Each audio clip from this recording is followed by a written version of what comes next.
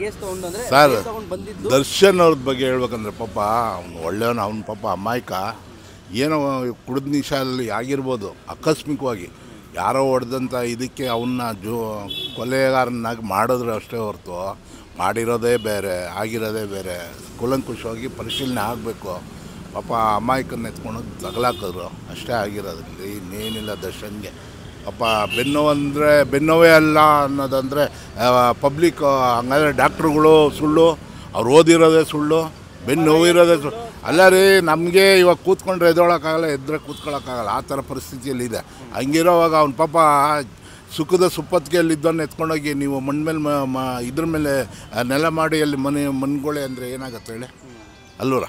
ಹಾಗಾಗಿ ಬೆನ್ನು ಬಂದೇ ಬಂದಿರುತ್ತೆ. ಹಾಗಾಗಿ ಅಂದರೆ ಬೇಲ್ ತೊಗೊಂಡಿದ್ದು ರೀಸನ್, ಆಚೆ ಬಂದಿದ್ದ ರೀಸನ್ಗೆ ಅವರು ಇನ್ನೂ ಏನು ಆಪ್ರೇಷನ್ ಆಗಿರ್ಬೋದು, ಇನ್ನೊಂದು ಟ್ರೀಟ್ಮೆಂಟ್ ತೊಗೊತಾ ಇಲ್ಲ ಸರ್, ನೀವು ಎಲ್ಲದಕ್ಕೂ ಆಪ್ರೇಷನ್ನೇ ಮಾಡೋಕ್ಕಾಗಲ್ಲ.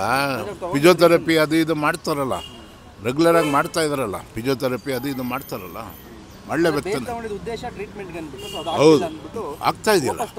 ಬೇಲ್ ಅಲ್ಲ ಸರ್, ಈಗ ವಾಪಸ್ ತೊಗೊಂಡಿದ್ರು ಇವಾಗ ಡಾಕ್ಟ್ರ್ ಹೇಳ್ದಂಗೆ ಕೇಳಲೇಬೇಕಲ್ಲ.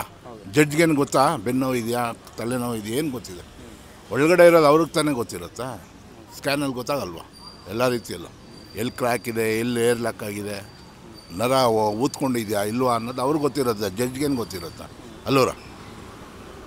ಆ ರೀತಿ ತೊಗೊಂತಿರೋ ಟ್ರೀಟ್ಮೆಂಟು ಬಳ್ಳಾರಿ ಜೈಲಲ್ಲೇ ಇತ್ತು, ತೊಗೊಂಡು ಆಚೆ ಏನಕ್ಕೆ ಬಂದರು, ಮೋಸ ಮಾಡಿದ್ದಾರೆ ಕಾನೂನಿಗೆ ಅಂದ್ಬಿಟ್ಟು.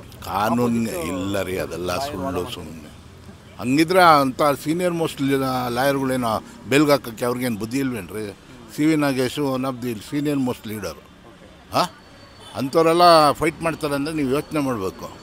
ಎಲ್ಲರಿಗೂ ಇವಾಗ ಒಂದೊಂದು ಫ್ಯಾಮ್ಲಿಗಳ್ನೇ ಕತ್ತರಿಸ್ಬಿಟ್ಟು ಹೋದವರೆಲ್ಲ ಚೆನ್ನಾಗಿ ಅವರಪ್ಪ.